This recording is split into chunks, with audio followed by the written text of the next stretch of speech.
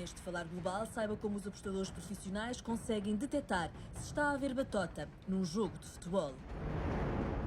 Nas avarias tecnológicas, fique com mais uma dica de como pode arranjar o seu smartphone. Fique ainda para ver, num novo espaço do Falar Global, uma investigação portuguesa que mereceu o investimento da Comissão Europeia.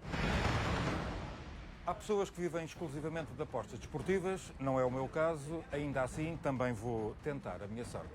Apesar de saber das pessoas que ganham milhões, não ficam à espera que a sorte lhes bata à porta. Por isso, o Falar Global foi falar com um apostador profissional para saber como tudo isto acontece.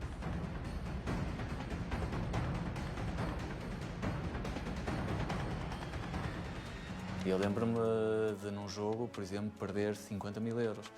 50 mil euros dá para comprar uma casa até, não é? E já viste o que é eu chegar ao final do dia de trabalho e perder, e pensar, perdi uma casa.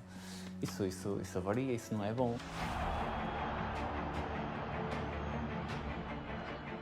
A adrenalina é muito grande, os níveis de tensão e de rapidez de raciocínio e de execução mesmo são muito elevados. Fico tão cansado como quando estou eu mesmo a jogar a bola. Isso fico mesmo, fisicamente fico suado quando acabo de trabalhar com um jogo tão intenso como um Real Madrid-Barcelona, por exemplo. Paulo Rebelo é uma espécie de Cristiano Ronaldo das apostas desportivas e já apostou em mais de 10 mil jogos. Ele trabalha em bancos de apostas online e, como não são permitidos em Portugal, vive dividido entre Madrid e Londres para acompanhar as ligas em que mais gosta de trabalhar. E o seu trabalho consiste, basicamente, em comprar e vender o mais rapidamente possível durante um jogo as apostas, tentando manter-se, obviamente, sempre a favor da equipa que tem a maior probabilidade de ganhar. Admite que a sorte e o azar não fazem parte das ferramentas de trabalho, até porque se baseia em métodos científicos. Ele movimenta grandes quantias de dinheiro, por isso teve que arranjar aqui uma forma de lidar bem com esta coisa de ganhar ou perder.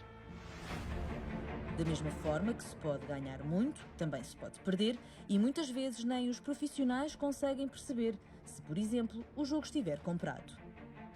Como é que o mercado aqui está a descer em vez de subir? Isto não faz sentido.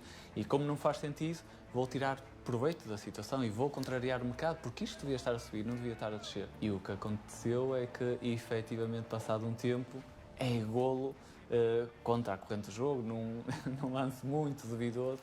Deixei de trabalhar com os jogos italianos, porque nessa época não era a primeira vez que isso me acontecia, que eu encontrava padrões que não faziam sentido. E no final da época aconteceu o Calcio-Caos, né, que acabou com a perda do título de campeonato da Juventus e com a descida até da Juventus e uma série de outras equipas que estavam implicadas nesse escândalo de resultados combinados. No futebol português também há casos que levantam dúvidas. Em 2016, suspeitas de manipulação de resultados durante o Oriental Oliveirense levaram à detenção de 15 pessoas. Mais recentemente, em 2017, durante o jogo da 20ª jornada da Primeira Liga, entre o Feirense e o Rio Ave, levou o Placar e a Santa Casa a suspenderem as apostas. Há pelo menos 4 jogadores do Rio Ave constituídos arguidos por suspeitas de terem recebido dinheiro para ajudar a equipa a perder. As casas de apostas legais estão interligadas num sistema de controle de apostas europeu que permite detectar coisas estranhas. Por exemplo, se num jogo do Feirense normalmente se transacionam 50 mil euros em apostas e num determinado jogo, que ainda por cima não era contra o Benfica, o Porto ou o Sporting, são transacionados 5 milhões, estamos a falar de uma porcentagem muito maior em relação àquilo que é habitual, levanta suspeitas. Em Portugal há 3 casas de apostas online reguladas que dão prémios cerca de 40% menores do que as casas não reguladas ou até mesmo o mercado internacional. Esta é uma das razões que leva muitos apostadores profissionais portugueses a saírem do país. Voltando ao tema da manipulação de resultados, consideram que é mesmo um flagelo, porque, para além de lhes fazer perder dinheiro, mancha a imagem do futebol. António Nolasco, Marta Ribeiro da Silva, Falar Global. E agora com o Paulo vamos conhecer melhor o tema, mas entretanto temos aqui também um grande derby para fazer, um Sporting Benfica, e vamos ver também daqui quem é que ganha, independentemente das apostas. Paulo, estamos a falar num campo onde de facto, ganhar é possível e ganhar muito dinheiro nesta área das apostas online. Os apostadores equiparam-se aos jogadores profissionais, ou seja, se fores bom, é possível ganhar dinheiro, mas a maior parte não ganha. Não é? E sem querermos saber quantias, Paulo, tu és de facto um jogador bem-sucedido, podes-te considerar comparativamente àqueles que conheces por esse mundo fora, és um jogador bem-sucedido financeiramente? Sim, podemos dizer que sim. Sim. E, portanto, neste momento estás a trabalhar na Liga Inglesa e na Liga Espanhola. E estamos a falar de jogos de azar, sorte, ou há aqui de facto uma verdadeira premissa matemática que dá uma base científica muito grande àquilo que tu fazes no teu dia-a-dia?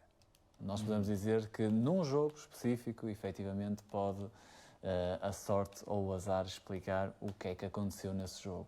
Mas no longo prazo, se tu estás a ganhar dinheiro de forma consistente com as apostas, tens jeito para isso. Se estás a perder, não podes dizer que tiveste azar. É porque não tens jeito. Porquê é que não o fazes em Portugal? Sendo tu um homem português, um homem do norte de Gema, porquê é que não acontece em Portugal? Com muita pena minha, desde logo, porque não é possível apostar em Portugal. Não é possível fazer aquilo que eu faço em Portugal, porque ainda não está legislado. Certo. Então as pessoas que querem querem trabalhar na bolsa de apostas têm que ir para fora, ou então fazê-lo de forma ilegal a partir de Portugal. Porque a tua profissão em Londres, tu és um professional gambler, no fundo é isso que és em termos profissionais. Sim, sim. E é uma profissão com reconhecimento social, ou seja, como é que as pessoas que te contactam no dia-a-dia olham para ti e como é que veem a tua profissão? Sim, é uma pergunta curiosa. Em Londres já há esse reconhecimento. Em Portugal começa a haver, mas no princípio não foi fácil, sabe? No princípio, quando explicava às pessoas que vivia das apostas, as pessoas tinham pena. Achavam que era qualquer coisa de obscuro. Exato. Qualquer coisa de obscuro, que eu estaria a trabalhar numa base com outros mafiosos, ou seja, Claro.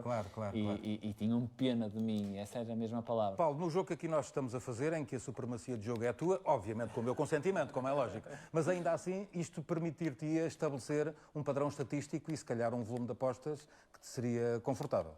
Nós estamos com 40 minutos de jogo, ainda está a 0-0. Seria natural que, nesta altura, o prémio para o empate estivesse menor de quando começou o jogo. Já passaram 40 minutos, o jogo ainda não houve qualquer golos. Se o prémio para o empate estivesse maior, isto era algo muito estranho. Isto era algo que... Claro, que poderia indicar que estavam viciados os dados de alguma forma. Eu não seria, certamente, teria o jogo manipulado, percebes? Paulo, normalmente nos jogos de futebol todas as pessoas falam que há muita fraude associada e a batota, como se diz, é uma realidade bem presente. De facto, há batota nas apostas online nos jogos de futebol? Eu diria que há jogos que são viciados, a maioria dos jogos não o é, mas sim, eu próprio já estive a trabalhar com jogos que percebi claramente que estavam viciados e perdi dinheiro com esses jogos porque eu não sabia que eles estavam viciados. E percebes exatamente pela exatidão e pela forma científica e estatística de se poder analisar o que acontece ao longo de um jogo. É mesmo isso, é mesmo isso. Eu não tenho a capacidade de perceber pela forma dos jogadores jogarem se eles estão comprados ou não, a fazer de propósito para perder. Porque eu já vi um Ronaldo e um Messi e um Neymar, os melhores jogadores do mundo, falharem em golos de baliza aberta. E, portanto, eu não tenho essa capacidade de perceber se o jogador está comprado ou não. Mas o mercado, esse não mente. Se, à medida que vai passando o tempo, os padrões não são aqueles que é suposto se verificarem, eu consigo perceber este jogo está estranho, este jogo está manipulado. Paulo, este jogo está agora a chegar ao fim e tiveste de facto a supremacia do tempo de jogo. Aparentemente, e porque o resultado ficou em 0-0, talvez ficássemos com as contas trocadas se tivéssemos aqui apostado algum dinheiro. Sim, vamos dizer que não foi de acordo, não com o que era previsto no início, mas de acordo com o que o jogo decorreu, e este não era todo um resultado previsível. Se isto fosse um jogo a sério, provavelmente não teria conseguido ganhar dinheiro neste jogo, não. Para quem está lá em casa melhor perceba, deixa-me fazer-te uma última pergunta e até provocação. Pelos dados estatísticos que tens e com que trabalhas diariamente, achas que estarias mais bem posicionado para ganhar o Euromilhões do que eu? Ou o Euromilhões porque é um jogo aleatório, é completamente imprevisível e neste caso o futebol tem uma base científica? É mesmo isso que tu disseste agora, ou seja, o Euromilhões é um jogo por definição, sorte e azar, é um jogo completamente aleatório, vamos crer que sim, que os números não são manipulados, claro. não são manipulados, enquanto o futebol não.